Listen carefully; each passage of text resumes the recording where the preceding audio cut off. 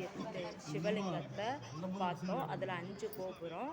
அது முதல் கோபுரம் வந்து பெருமாள் இருக்கிற கோபுரம், பெருமாள் லட்சுமி ஆண்டாள். 2வது கோபுரம் ராமர் பட்டாபிஷேகம். 3வது கோபுரம் ஆஞ்சநேயர் கோபுரம். 4வது கோபுரம் சிவன், அவர் தான் மூலஸ்தான சிவன், ரொம்ப பெருசாக இருந்தார்.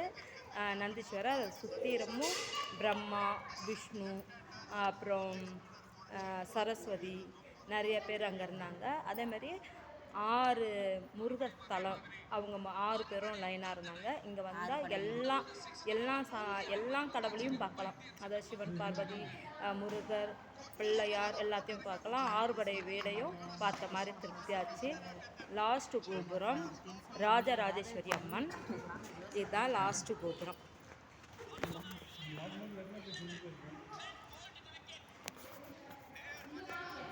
இங்கே வந்து முடிச்சிட்டோம்.